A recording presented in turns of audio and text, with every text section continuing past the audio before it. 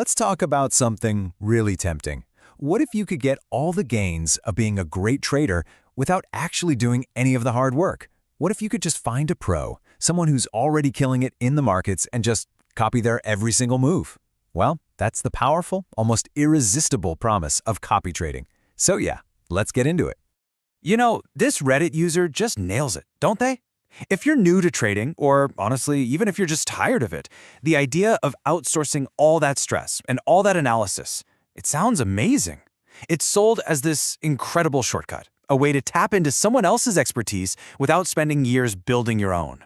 So, what is really happening when you hit that copy button? Let's unpack this whole promise of getting expert results with just a single click. At its core, the idea is beautifully simple. You scroll through, find a trader with a track record you like, they're called a signal provider, and you just link your account to theirs. From that moment on, when they buy, you buy. When they sell, you sell. It's all automatic. Your account just mirrors what they do, hoping to get the same results. But you knew this was coming, right? In the world of finance, nothing is ever truly free. The platforms have to make money, the traders you're copying want to get paid. So let's peel back the layers and really understand what this is going to cost you. So when you look at the total cost, it's not just one thing. It's actually a mix of a few different pieces. You've got your performance fees, the platform fees, and then, and this is the important one, you've got these hidden costs that can quietly nibble away at your profits if you're not careful. Okay, first up, there's the signal provider's cut. That's a performance fee, usually a percentage of any profits you make. Then, of course, the platform takes its share through things like spreads or commissions. But the one you really have to watch out for is those hidden costs, especially something called slippage. That's when your trade goes through at a slightly worse price than the pro's trade did, maybe because the market moves super fast. These little differences seem tiny, but trust me, they can really add up. Now, to keep things fair, most good platforms use a principle called a high-water mark. Think of it like this. Let's say your account hits a new high of, say, $1,100. Then it dips down. Well, you won't pay any more performance fees until your account balance gets past that original $1,100 peak. It's a neat little rule that makes sure you're only paying fees on new gains, not just for winning back money you lost. Now, you might hear other terms floating around, like PAM accounts, and it's easy to think they're all the same as copy trading. But there is a huge, fundamental difference, and it all comes down to who actually controls your cash.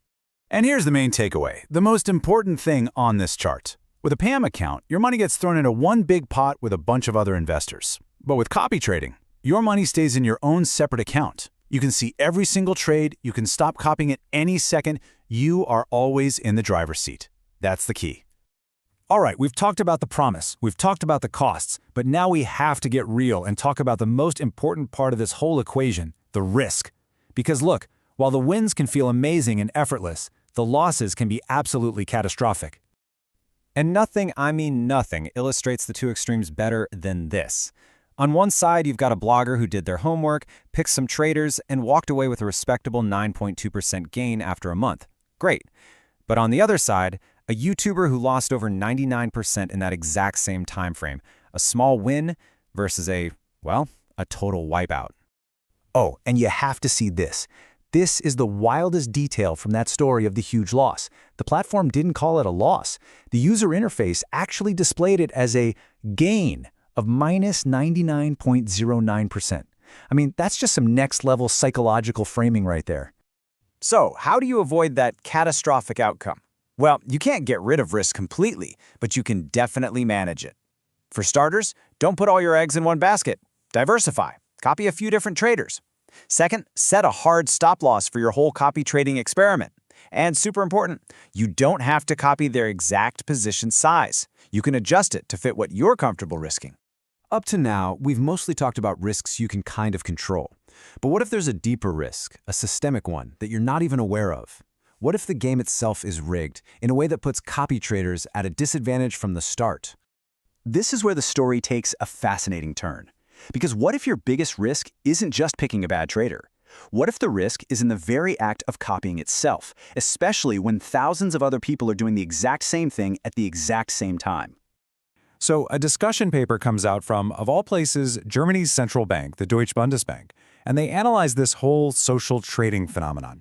And what they found points to a hidden dynamic at play, one that most regular investors have no idea about.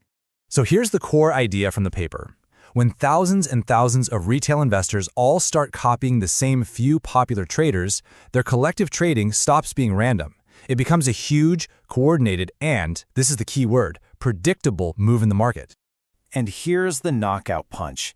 The paper says that professional investors, think hedge funds with their crazy algorithms, can spot these patterns. They can see this big wave of copy traders forming, and they can actually trade against it, making money off the predictable behavior of the retail crowd. So the very tool that's supposed to help you could actually be making you a target. Okay, wow. We have gone on quite a journey here, haven't we? We started with this simple, shiny promise of easy money, and we've ended up in the complex reality of a hidden market game. So, after all that, what is the final verdict? Should you do it? Let's just quickly recap. The promise? It's incredible. Click a button, get expert strategies. But that comes with a whole web of costs you have to figure out. The risks? They're very, very real, ranging anywhere from a nice little gain to losing basically everything. And then, under the surface, there's this hidden game where the herd behavior of copy traders might be used against them. So if you're still thinking about giving it a try, please use this checklist. Really audit the trader's record. You want long-term consistency, not just a flashy month.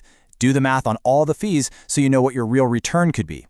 Start small, use a demo account or just a tiny bit of cash to test things out. And above all, never forget that you are in control. It's your money, you are the one who's ultimately responsible for it.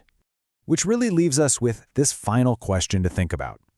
Is copy trading this amazing shortcut for the average person to finally get ahead? Or is it just a fancier, more high-tech, more social way to take on the exact same risks that have always been a part of the market? As we've seen, the answer isn't simple at all.